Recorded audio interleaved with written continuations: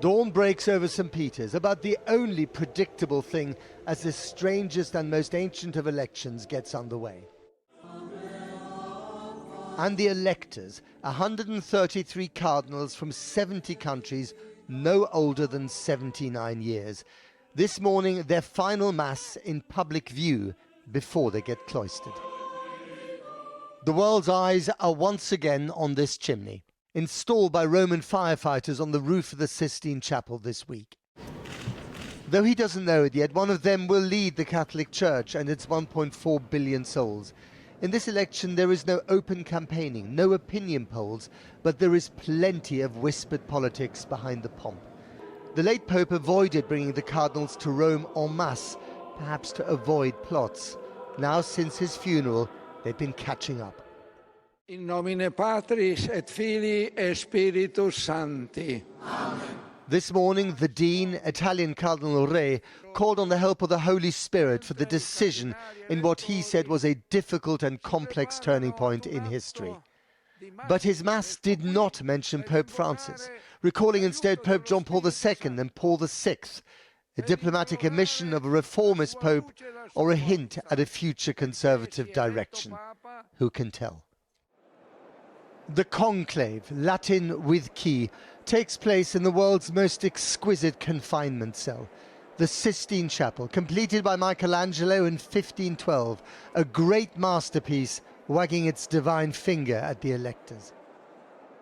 And then there's the ritual. Each numbered ball represents a candidate, the silver urn that will receive the ballots, the two stoves, one for the ballots, one to colour the smoke, black for a blank, white for a new pope, and then the white papal garments awaiting their new owner in 3 possible sizes. So who and why? Naming favourites is unavoidable, but often futile. Il pastore che il Signore ha donato al suo popolo. One is the Vatican's Secretary of State, Cardinal Pietro Parolin, a seasoned diplomat. Here meeting Vice President Vance, a Catholic convert, and his family just before the Pope's death. From northern Italy, Parolin is seen as a bridge builder between progressives and conservatives, a useful skill when the last Pope had openly fallen out with the MAGA converts around Trump. Aloysius Antonius Cardinalis Tagle. Or Cardinal Luis Tagle, nicknamed the Pope Francis of the Philippines. He's often mentioned as a front-runner and would be Asia's first Pope, and perhaps the only cardinal fond of karaoke. You may say that I'm a dreamer. The video of him singing Imagine was allegedly leaked by a conservative group to discredit him. It may have had the opposite effect. And in the conservative camp, Hungarian Cardinal Peter Erdo, who never clashed openly with Francis, but at one stage ordered Hungarian church doors to be closed to migrants, a view he then reversed after speaking to the Pope. Or could it be Ghanaian Peter Turkson, the first black pope of the modern era if elected, an advocate for the poor, but also a staunch social conservative? The magnificent colonnades built by Bernini are meant to symbolize the Church's embrace of the world. And today, once again, the world has gathered. What are you hoping for? Oh, I'm hoping to hear about some great news about the new Pope.